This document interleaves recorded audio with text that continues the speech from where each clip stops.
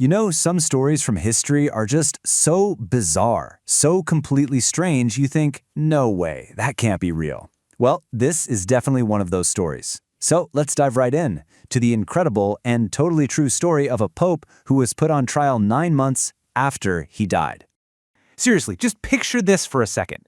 The corpse of a former pope, a body that's been rotting in the ground for 9 whole months, is dug up. They dress it in full papal regalia and prop it up on a throne. And there, right in front of him, is his successor, the new pope, and a whole court of bishops. But they're not there to pay their respects. Oh no, they're there to put him on trial. And I'm not kidding, this isn't a metaphor. This actually literally happened.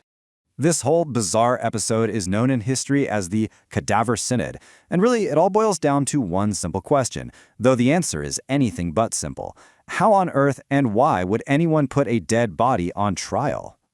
All right, so to really get our heads around this, to understand why this happened, we've got to take a step back and look at the world that made such a grotesque spectacle even possible in the first place. We're talking about the 9th century, and let me tell you, this was not some era of quiet prayer and spiritual leadership in Rome. Not at all.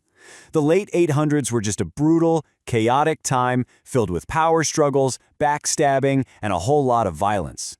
The papacy, it was the ultimate prize in a very, very dangerous game.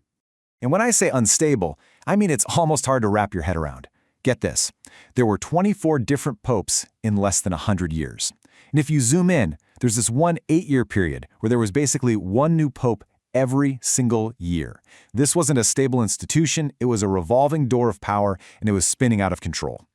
Yeah, being the pope back then was anything but a safe gig. Your term in office could end at any moment, just because some political rival decided your time was up. You could be deposed, thrown in a dungeon, or, yeah, pretty often just straight up murdered to make way for the next guy. So who exactly was fighting for control? Well, it really boiled down to 2 major power players.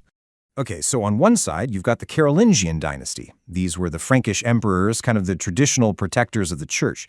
But on the other side, you have the Dukes of Spoleto, a really powerful local Italian family that was challenging them for control. And here's the key.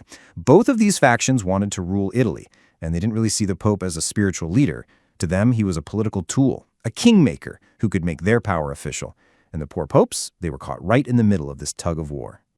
And right in the middle of this political crossfire is the man of the hour himself, Pope Formosus. His whole career was basically a masterclass in trying to navigate this incredibly treacherous landscape, and, spoiler alert, ultimately failing to survive it. I mean, Formosus's career was a total roller coaster. He was a good diplomat, but he made a choice. He backed the Carolingians. Well, that got him excommunicated by a rival pope. And here's the crazy ironic part. He had to run for his life and found refuge with the Spoletos, the very same family that would later become his worst enemies. After years in exile, he somehow claws his way back, and in 891, he actually becomes pope. But his last big move is what sealed his fate.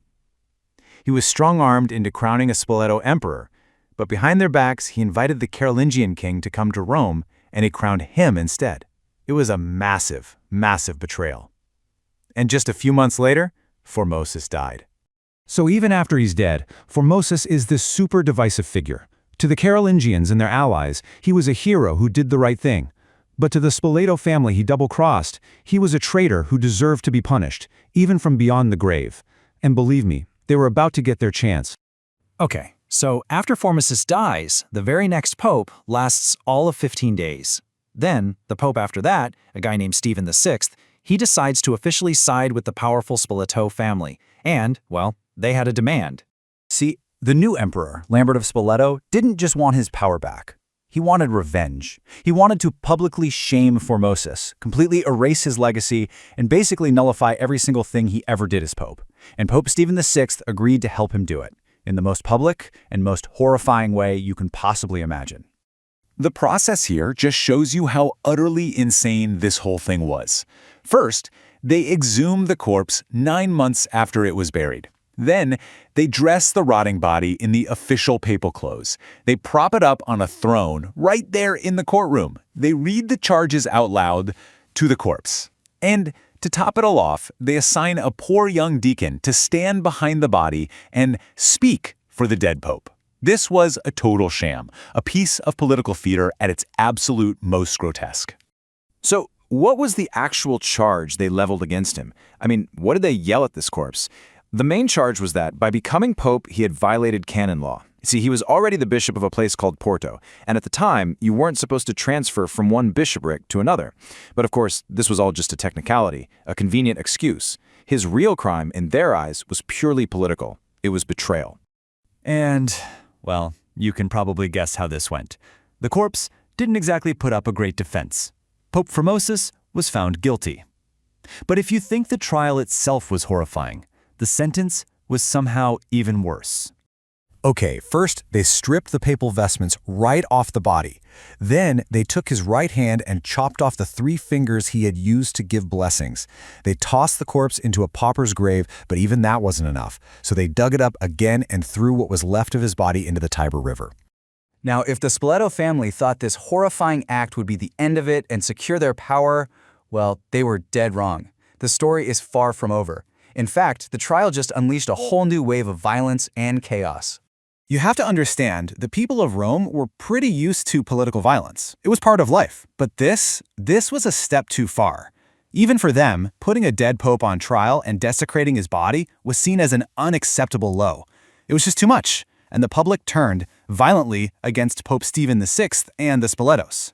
So this whole scheme for revenge, it backfired spectacularly. Pope Stephen VI, the one who ran the trial, was overthrown, thrown in prison, and strangled to death by an enraged mob of Formosus' followers. Lambert of Spoleto, his whole bid for power fell apart. And as for Formosus, his desecrated body was later fished out of the river, and he was eventually reburied with full papal honors. And finally, the whole thing gets a proper resolution.